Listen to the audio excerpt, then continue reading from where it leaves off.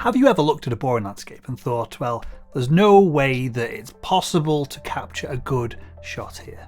Well, the truth is that you don't need epic locations to create award-worthy landscape images. Each of these photos were taken local to me in places that no other photographer ever visits because they consider these locations too boring to bother with. So in this video, I'm going to share a simple photography framework to take your average boring landscape scene and turn it into a photo that you can truly be proud of.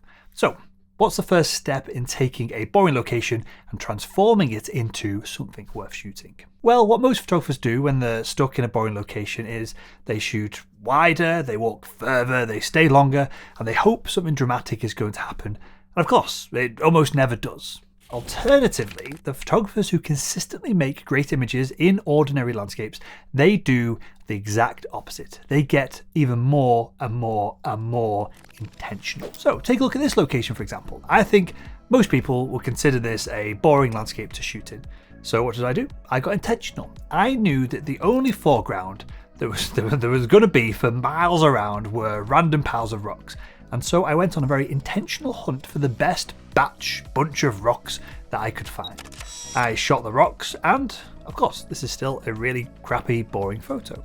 So then I got even more intentional about the weather and the conditions that I was shooting in, rather than just hoping for some nice light to show up. I used the sunrise forecasting framework that I teach in my landscape mastery training to predict a beautiful, epic sunrise. I got out of bed 4 o'clock the next morning, I went and shot it, the light was magical, and voila! Now, this isn't the greatest landscape photo of all time, of course, but it's a photo that I'm proud of for sure. So if you're shooting in a boring location, the first step to pulling wall-worthy photos from it is to get really intentional with exactly what you can control in that location and leave less of the variables of a strong landscape photo up to luck or chance. Now, I've covered being intentional about the weather there, but how do we get intentional and how do we get practical about composition? Well, when most landscape photographers are out shooting in a boring landscape, their instinct is to go wide, to try and capture the whole of the scene and just hope it looks good.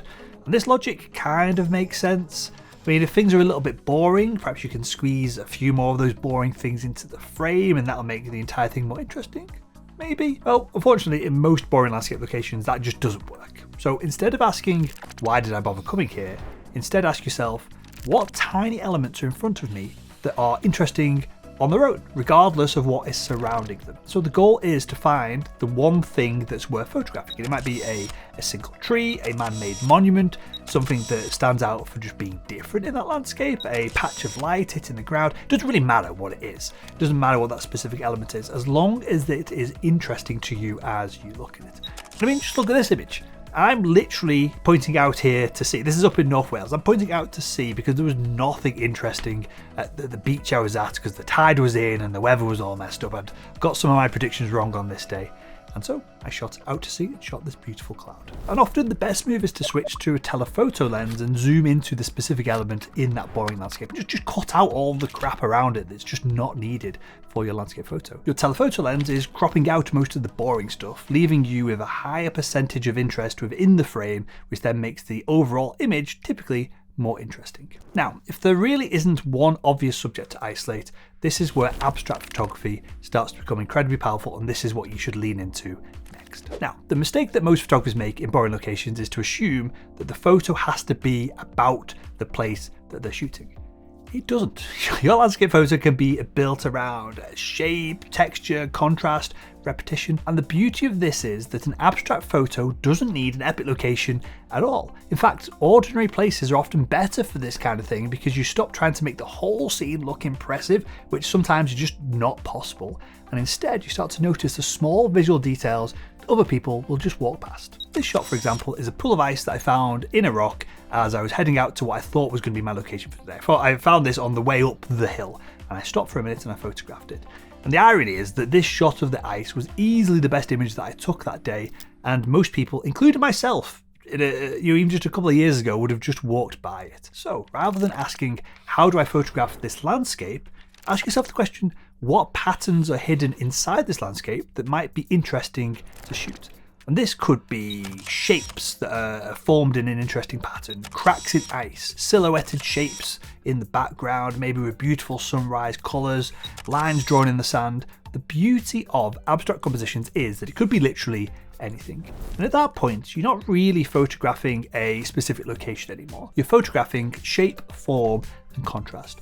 And this is such a useful shift for landscape photographers because once you start thinking abstractly, boring locations become absolutely full of different possibilities. The key here is simplicity. If you're going to go abstract, don't try and include 5 different elements all from all over the place. Just keep it still, simple, and calculated and intentional, right? Find the one thing that makes the image work. One pattern, one shape, one relationship between light and dark, and build your abstract composition around that. And the best thing about this is that once you focus on these elements, you stop relying on the landscape to be spectacular for you to be able to create incredible landscape images. And so now that you've got the skill set to find beautiful locations, no matter where you are, the next step is to actually capture them.